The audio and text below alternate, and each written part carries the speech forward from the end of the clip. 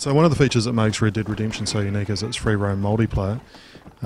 This wasn't really ever done with Grand Theft Auto 4. This is a new invention that Rockstar have tried to provide us with this sort of persistent world here. There's up to 16 people in the world that can free roam around.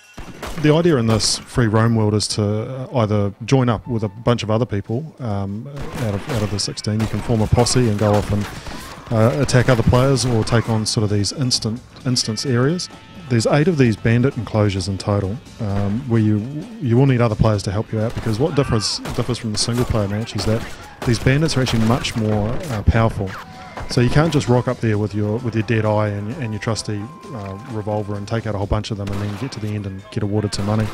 They're actually quite vicious. They have really good weapons, and it is necessary for you to really team up with a group of other people. You can do it yourself. Chances are it'll take you a long time and you'll die many times. But then again, if you don't team up with other people, you get more experience by yourself anyway. Okay, so you can get quite a lot of experience in the game from shooting objects and people and then completing the challenges. The important thing about experience is that when you first start the game, you're really quite low in stature. You're so low in stature that you've actually got a donkey for transport. You don't even have a horse. So in order to get anywhere in the game, you really have to complete the challenges and get a great deal of experience. The experience itself will unlock levels, and the higher up level character are, the more chance are you're going to get different types of weapons and clothes, different methods of transport. You can change your appearance of your character, you can change the name, the descriptor of your character. So in the free roam mode, there's still environmental objects, there's still animals, there's still a limited number of NPCs in the game. But mostly you'll find these people on the trails in and out of town. They'll be riding stagecoaches.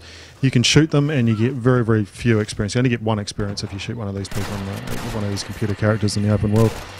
You'll get far more experience if you actually participate in the same challenges you had in the single player, where you've got sharpshooting mode, you've got survivalist mode, that sort of thing. You go off and shoot 5 birds to start your sharpshooting mode, and you'll get 250 experience. And that's 250 random people that you've shot, so it makes no sense to pursue along that angle. And plus, the closer you are to town, if you end up shooting random characters, the law will come after you, and they're quite difficult to evade, and you'll get a bounty on your head. And this will mean that other characters in that free roam environment will also try and track you down and shoot you, because you're suddenly a lot more desirable to them. There is a couple of problems with the free roam mode. It is a little worrying that there's only 16 players.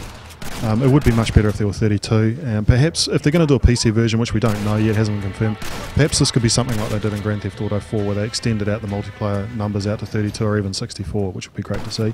The other problem really with all of the multiplayer modes is that when you get shot by somebody, there's no indicator in your head-up display to give you any sort of idea as to where the bullet came from. So quite often you'll get shot and you'll be crouching down behind somewhere, and you won't know where else to move out of or into cover to try and escape the incoming bullet. So consequently, if you get shot once or twice, chances are you're dead, because you just don't know where it's coming from and you can't really do much to retaliate.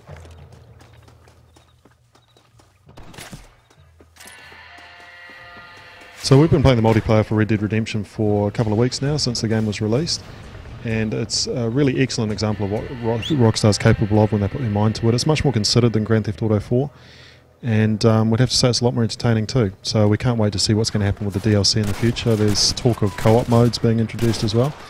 So yeah, it's definitely a case of watch this space.